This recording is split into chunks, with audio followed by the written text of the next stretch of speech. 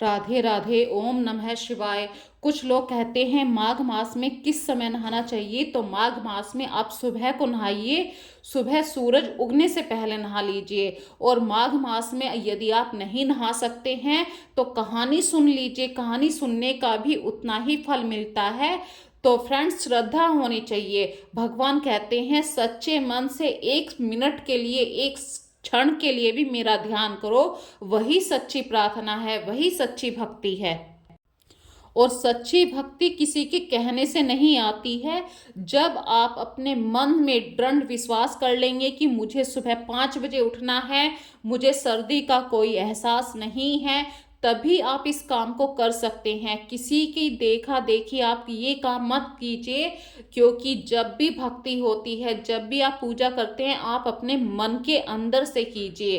किसी को दिखाने के लिए आप पूजा नहीं कर रहे हैं। तो फ्रेंड्स, आज की इस वीडियो में बस मैं यही कहना चाहती थी, जो भी काम करें सच्चे दिल से कीजिए। तो आज माघ मास में यदि आप नहीं नहा पाते हैं तो अभी भगवान ने अभी आपको ये समय नहीं दिया है।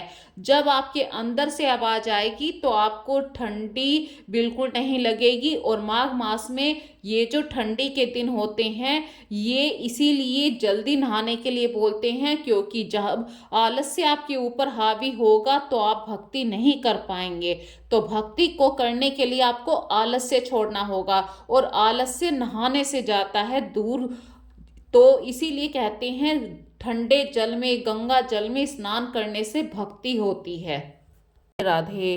अभी तक आपने अध्याय 1 से लेके 5 तक की कहानी सुनी है माघ मास महात्म्य की। अब मैं छठे अध्याय की कहानी सुनाऊंगी, छठा, 7, 8, 9 और 10 आज की इस वीडियो में। तो चलिए प्रारंभ करते हैं। अध्याय छठा। पूर्व समय में सतयुग के उत्तम हेमकुंडल नाम वाला कुबेर के सदृश धनी वैश्य रहता था, जो कुलीन, अच्छे काम करने वाला, देवता, अग्नि और ब्राह्मण की पूजा करने वाला, खेती का काम करता था। वह गौ, घोड़े, भैंस आदि का पालन करता और दूध, दही, छाछ, गोबर, घास, गुड़, चीनी आदि अनेक वस्तु बेचा करता, और उनसे इस प्रकार बहुत सा धन इकट्ठा कर लिया था। जब वह बूढ़ा हो गया तो मृत्यु को निकट समझकर उसने धर्म के कार्य करने प्रारंभ कर दिए।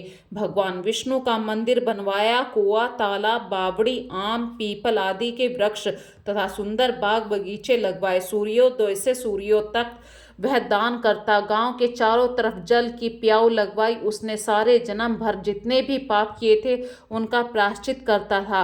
इस प्रकार उसके 2 पुत्र उत्पन्न हुए, जिनका नाम उसने कुंडल और विकुंडल रखा। जब दोनों लड़के युवावस्था को प्राप्त हुए तो हेमकुंडल वैश्य गृहस्थी का सब कार्य सौंपकर भगवान की तपस्या के निमित्त वन में चला गया, और वहां विष्णु की आराधना में शरीर को सुखाकर अंत में विष्णु लोक को प्राप्त हुआ। उसके दोनों पुत्र लक्ष्मी के मद को प्राप्त होकर बुरे कर्मों में लग गए। वेश्यागामी वीणा और बाजे लेकर वेश्याओं के साथ गाते फिरते थे। अच्छे सुंदर वस्त्र पहनकर, सुगंधित तेल लगाकर, भांड और खुशामदियों से घिरे हुए हाथी की सवारी करते थे और सुंदर घरों में रहते थे। इस प्रकार ऊपर बोझों से बीज के सदृश वह अपने धन को बुरे कामों में नष्ट करते थे। कभी किसी सत्पात्र को दान आदि नहीं करते थे, न कभी हवन, देवता या ब्रह्मा जी की सेवा, भगवान विष्णु का पूजन करते थे। इस प्रकार थोड़े ही दिनों में उनका सब द्रव्य नष्ट हो गया। वह दरिद्रता को प्राप्त होकर अत्यंत दुखी हो गए। भाई, जन, सेवक, उपजीवी सब इनको छोड़कर चले गए। तब इन्होंने चोरी आदि करना आरंभ किया। राजा के भय से नगर को छोड़कर चोर और डाकुओं के साथ वन में रहने लगे। वहां अपने तीक्ष्ण बाणों से वन के पक्षी, हिरण आदि पशु, हिंसक जीवों को मारकर खाने लगे। एक समय इनमें से एक पर्वत पर गया, जिसको सिंह मारकर खा गया, और दूसरा वन को गया तो काले सर्प के डसने से मर गया। तब यमराज के दूत उन दोनों को बांधकर यम के पास लाए और कहने लगे कि महाराज, इन दोनों पापियों के लिए क्या आज्ञा है। इस प्रकार अध्याय 6 समाप्त हुआ। अध्याय 7। चित्रगुप्त ने उन दोनों के कर्मों की आलोचना करके दूतों से कहा कि बड़े भाई कुंडल को घोर नरक में डालो, दूसरे छोटे भाई कुंडल को स्वर्ग में ले जाओ, जहां उत्तम भोग हैं। तब एक दूत को कुंडल को नरक में फेंकने के लिए ले गया। दूसरा दूत बड़ी नम्रता से कहने लगा कि हे विकुंडल, चलो तुम अपने अच्छे कर्मों से स्वर्ग को प्राप्त होकर अनेक प्रकार के भोगों को भोगो। तब विकुंडल बड़े विस्मय के साथ मन में संशय धार कर दूत से कहने लगा कि हे यमदूत, मेरे मन में बड़ी भारी शंका उत्पन्न हो गई, अतः मैं तुमसे कुछ पूछता हूँ। कृपा करके मेरे प्रश्नों का उत्तर दो। हम दोनों भाई एक ही कुल में उत्पन्न हुए, एक जैसे ही कर्म करते रहे। दोनों भाइयों ने कभी कोई शुभ काम नहीं किया, फिर एक को नरक क्यों और दूसरे को स्वर्ग किस कारण प्राप्त हुआ? मैं अपने स्वर्ग में आने का कोई कारण नहीं देखता। तब यमदूत कहने लगा कि हे विकुंडल, माता पिता, पुत्र पत्नी, भाई बहन से सब संबंध जन्म के कारण होते हैं और जन्म कर्म के भोगने के लिए ही प्राप्त होता है। जिस प्रकार एक वृक्ष पर अनेक पक्षियों का आगमन होता है, उसी तरह इस संसार में पुत्र, भाई, माता पिता का भी संगम होता है। इनमें से जो जैसे जैसे कर्म करता है वैसे ही फल भोगता है। तुम्हारा भाई अपने पाप कर्मों से नरक में गया, तुम अपने पुण्य कर्म के कारण स्वर्ग में जा रहे हो। तब विकुंडल ने आश्चर्य से पूछा कि मैंने तो आज जन्म कोई धर्म का कार्य नहीं किया, सदैव पापों में ही लगा रहा। मैं अपने पुण्य के कर्म को नहीं जानता। यदि तुम मेरे पुण्य के कर्म को जानते हो तो कृपा करके बतलाएं। तब देवदूत कहने लगा कि मैं सब प्राणियों को भली भांति जानता हूँ, तुम नहीं जानते। सुनो, हरि मित्र का पुत्र सुमित्र नाम का ब्राह्मण था, जिसका आश्रम यमुना के नदी दक्षिणोत्तर दिशा में था। उसके साथ जंगल में ही तुम्हारी मित्रता हो गई और उसके साथ तुमने 2 बार माघ मास में श्री यमुना जी में स्नान किया। पहली बार स्नान करने से तुम्हारे सब पाप नष्ट हो गए और दूसरी बार स्नान करने से तुमको स्वर्ग प्राप्त हुआ। सो हे वेश्यवर, तुमने 2 बार माघ मास में स्नान किया, इसी के पुण्य के फल से तुमको स्वर्ग प्राप्त हुआ और तुम्हारा भाई नरक को प्राप्त हुआ। दत्तात्रेय जी कहने लगे कि इस प्रकार वह भाई के दुखों से अति दुखित होकर नम्रता पूर्वक मीठे वचन से दूतों से कहने लगा कि हे दूत, सज्जन पुरुषों के साथ 7 पग चलने से मित्रता हो जाती है और यह कल्याणकारी होती है। मित्र प्रेम की चिंता न करते हुए तुम मुझको इतना बताने की कृपा करो कि कौन से कर्म से मनुष्य यमलोक को प्राप्त नहीं होता, क्योंकि तुम सर्वज्ञ हो। इस प्रकार अध्याय 7वां खत्म हुआ। अब हम शुरू करते हैं अध्याय 8। ओम नमः शिवाय। अध्याय 8। यमदूत कहने लगा कि तुमने बड़ी सुंदर वार्ता पूछी है, यद्यपि मैं पराधीन हूँ, फिर भी तुम्हारे स्नेह वश में तुम्हारी बुद्धि के अनुसार बतलाता हूँ। जो प्राणी काया, वाचा और मनसा से कभी दूसरों को दुख नहीं देते, वे यमलोक में नहीं जाते। हिंसा करने वाले वेद, यज्ञ, तप और दान से भी उत्तम गति को नहीं पाते। अहिंसा सबसे बड़ा धर्म है।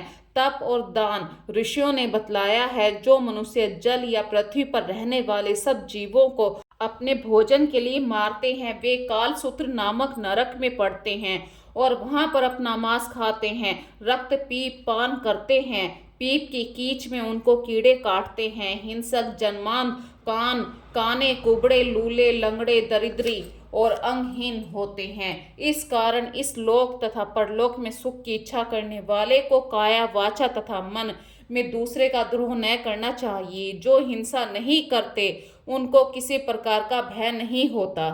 जिस तरह सीधी और टेढ़ी दोनों प्रकार की बहने वाली नदियां समुद्र में मिल जाती हैं, वैसे ही सब धर्म अहिंसा में प्रवेश कर जाते हैं। ब्रह्मचारी, गृहस्थ, वानप्रस्थी तथा यति सभी अपने अपने धर्म का पालन करने और जितेंद्रिय रहने से ब्रह्मलोक को प्राप्त करते हैं।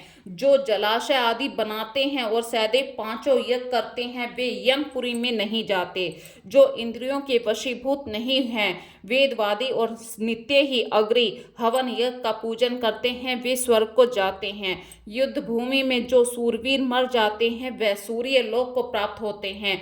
जो अनाथ, स्त्री, शरण में आए हुए तथा ब्राह्मण की रक्षा के लिए प्राण देते हैं, वे कभी स्वर्ग से नहीं लौटते। जो मनुष्य लूले, लंगड़े, बाले, वृद्ध, अनाथ तथा गरीबों का पालन करते हैं, वह भी स्वर्ग में जाते हैं। जो मनुष्य गांव के लिए पानी का आश्रय करते हैं, कुओं, तालाब, बावड़ी बनवाते हैं, वे सदैव स्वर्ग में निवास करते हैं। जैसे जैसे जीव इनमें पानी पीते हैं, वैसे वैसे उसका धर्म बढ़ता है। जल से ही मनुष्य के प्राण है, इसीलिए जो प्याऊ आदि लगाते हैं वह अक्सर स्वर्ग को प्राप्त होते हैं। बड़े बड़े यज्ञ भी वह फल नहीं देते जो अधिक छाया वाले वृक्ष मार्ग में लगाने से देते हैं। जो मनुष्य वृक्ष रोपण करता है वह सदैव दानी और यज्ञ करने वाला होता है। जो अच्छे फल और अच्छी छाया वाले मार्ग के वृक्षों को काटता है वह नरकगामी होता है। तुलसी का वृक्ष लगाने वाला सब पापों से छूट जाता है। जिस घर में तुलसी वन है वह घर तीर्थ समान है, और जिस घर में कभी यमदूत नहीं जाते, तुलसी की सुगंध से पितरों का चित्त आनंदित हो जाता है और वे विमान में बैठकर विष्णु लोक को जाते हैं। नर्मदा नदी का दर्शन, गंगा का स्नान और तुलसी दल का स्पर्श, यह सब बराबर बराबर फल देने वाले हैं। हर एक द्वादशी को ब्रह्मा भी तुलसी का पूजन करते हैं। रत्न, सोना, फूल, मोती की माला के दान का इतना पुण्य नहीं जितना तुलसी की माला के दान का है। जो फल आम के 1000 और पीपल के 100 वृक्षों के लगाने से होता है वह तुलसी के एक वृक्ष लगाने से होता है। पुष्कर आदि तीर्थ, गंगा आदि नदी, वासुदेव आदि देवता सब ही तुलसी में वास करते हैं। जो मनुष्य एक बार, 2 या 3 बार रेवा से उत्पन्न शिव मूर्ति की पूजा करता है अथवा स्टूफिक रत्न से पत्थर के आप से आप निकले हुए तीर्थ में, पर्वत या वन में रखी हुई शिव की मूर्ति की पूजा करता है, सदैव ओम नमः शिवाय मंत्र का जाप करता है, वह यमलोक की कथा भी नहीं सुनते। प्रसंग, चतुरता, अभिमान या लोभ से शिव पूजा करने वाले यम द्वार नहीं देखते। शिव पूजा के समान पापों को नष्ट करने वाला, कीर्ति देने वाला 3 लोक में और कोई काम नहीं। जो शिवालय स्थापित करते हैं वह शिवलोक में जाते हैं। ब्रह्मा, विष्णु, शिव का मंदिर बनाकर मनुष्य बैकुंठवासी होता है। जो भगवान की पूजा के लिए फूलों का बाग लगाते हैं वे धन्य हैं। जो माता पिता, देवता, अतिथियों का सदैव पूजन करते हैं वे ब्रह्मलोक को प्राप्त होते हैं। इस प्रकार अभी तक आपने अध्याय 8 की कहानी सुनी है। अब मैं अध्याय 9 की कहानी सुना रही हूँ। अध्याय 9।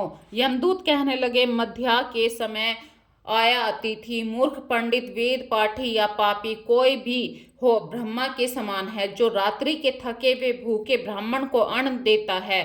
मध्या के समय जिसके घर आता हुआ अतिथि निराश नहीं जाता वह स्वर्ग का वासी होता है। अतिथि बराबर कोई धन संपत्ति तथा हित नहीं है। बहुत से राजा मुनि अतिथि सत्कार से ब्रह्मलोक को प्राप्त हुए हैं। जो एक समय आलस्य से भी अतिथि को भोजन करा दे वह यम द्वार नहीं देखता। केसरी ध्वज से वैष्णव देव ने कहा कि जो कोई इस कर्म भूमि से मृत्यु लोक से स्वर्ग लोक जाने की इच्छा रखता है वह अन्न का दान करे। दूत कहते हैं कि यमराज कहते हैं, अन्न के बराबर दूसरा और दान नहीं है। जो गर्मियों में जल, सर्दी में ईंधन, सदैव अन्न का दान करते हैं वह कभी यम के दुख नहीं उठाते।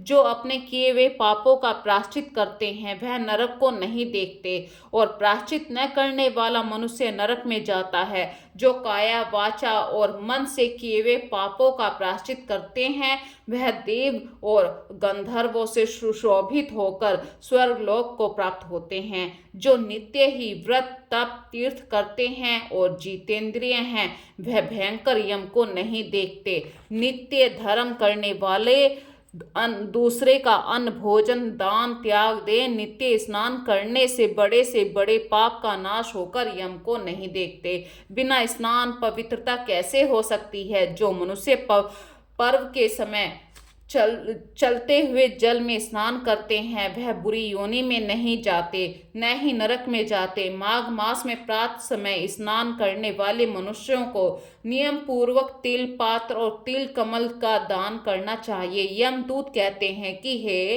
विकुंडल, पृथ्वी, सोना, गो आदि परम दान करने वाला स्वर्ग से नहीं लौटता। बुद्धिमान पुण्य तिथियों, व्यातिपतिपात, संक्रांति आदि को थोड़ा सा दान करके भी बुरी से बुरी गति को प्राप्त नहीं होता। सत्यवादी, मौन रहने वाला, मीठा बोलने वाला, क्षमाशील, नीतिवान, किसी की निंदा न करने वाला, सब प्राणियों पर दया करने वाला, पराये गुणों का वर्णन करने वाला, पराये धन को तर्ण के समान समझने वाले, ऐसे लोग नरक को कभी भी नहीं भोगते हैं। अध्याय 10 की कहानी। यमदूत कहने लगे कि हे वेश्ये, एक बार जो गंगा जी में स्नान कर लेते हैं वह मनुष्य सभी पापों से छूट जाते हैं। उस मनुष्य का मन शुद्ध हो जाता है। जो गंगा जी को दूसरे तीर्थों के समान समझता है वह अवश्य नरक में जाता है। भगवान के चरणों से उत्पन्न हुई गंगा जी के पवित्र जल को श्री शिव जी ने अपने मस्तक में धारण कर किया था। वह ब्रह्मा जी को संदेह रहित, प्रकृति से अलग, निर्गुण है। ब्रह्मांड में उनकी समानता किससे हो सकती है? गंगा जी का नाम हजारों योजन दूर से ही लेने वाला नरक में नहीं जाता। इसीलिए मनुष्य को अवश्य ही गंगा जी में स्नान करना चाहिए। वे हे वेश्ये, जो ब्राह्मण दान लेने का अधिकारी होकर भी दान नहीं लेता, वह आकाश के नक्षत्रों में चंद्रमा के समान है। जो कीचड़ से गौ को निकालता है, जो रोगी की रक्षा करता है, या जो गौशाला में मरते हैं, वह आकाश में तारागण होते हैं। प्राणायाम करने वाले मनुष्य सदैव उत्तम गति को प्राप्त होते हैं। प्रातः समय स्नान के पश्चात जो 16 प्राणायाम करते हैं वह घोर पापों से बच जाते हैं। जो पराई स्त्री को माता समान मानते हैं वह यम की यातना को नहीं भोगते। जो मन से कभी भी पर स्त्री का चिंतन नहीं करते वह दोनों लोकों को अपना अधीन कर लेते हैं। जो पराये धन को मिट्टी के समान समझते हैं वह स्वर्ग में जाते हैं। जिससे क्रोध को जीत लिया, मानो उसने स्वर्ग को ही जीत लिया। जो माता पिता की सेवा देवता तुल्य करता है वह यम द्वार नहीं देखता, और जो गुरु की सेवा करते हैं वह ब्रह्मलोक को प्राप्त होते हैं। सील की रक्षा करने वाली स्त्री धन्य है। सील भंग करने वाली यमलोक जाती है। जो वेदों शास्त्रों को पढ़ते हैं या पुराण संहिता पढ़ते हैं, सुनते हैं, तथा जो स्मृति का व्याख्यान और धर्मशास्त्र समझते हैं, या जो वेदांत में लीन रहते हैं, वह पाप रहित होकर ब्रह्मलोक को प्राप्त होते हैं। जो अज्ञानियों को वेद शास्त्र का ज्ञान देते हैं वे देवताओं से भी पूजित होते हैं। यमदूत ने कहा कि हे वेश्ये, श्रेष्ठ यमराज ने हमको वही आज्ञा दे रखी है कि तुम किसी वैष्णव को मेरे पास मत लाओ। हे वेश्ये, पापी लोगों को इस संसार रूपी नरक को पार करने के लिए भगवान की भक्ति के सिवाय दूसरा और कोई उपाय नहीं है। भगवान की भक्ति न करने वाला मनुष्य चांडाल के समान समझना चाहिए। भगवान के भक्त अपनी माता और पिता दोनों के कुलों को तार देते हैं और उनको नरक में नहीं रहने देते। और जो मनुष्य वैष्णव का भोजन करते हैं वे भी भगवान की कृपा से श्रेष्ठ गति को प्राप्त होते हैं। बुद्धिमान को सदैव वैष्णव का अन्न खाना चाहिए। इससे बुद्धि पवित्र हो जाती है। मनुष्य पाप नहीं करता है। गोविंदाय नमः इस मंत्र का जाप करते हुए जो मनुष्य मृत्यु को प्राप्त होता है वह परम धाम को प्राप्त होता है। इसमें कोई संदेह नहीं है। जो ओम नमः शिवाय या ओम नमः भगवते वासुदेवाय इस द्वादश अक्षर या ओम नमः शिवाय इस मंत्र का जाप करता है उससे भ्रम इत्यादि बड़े पाप का भी नाश हो जाता है। तो इस प्रकार आज तक हमने अध्याय 5, 6 से लेके 10 तक की कहानी सुनी है। माघ मास में इन कहानियों को सुनने का भी बड़ा फल मिलता है।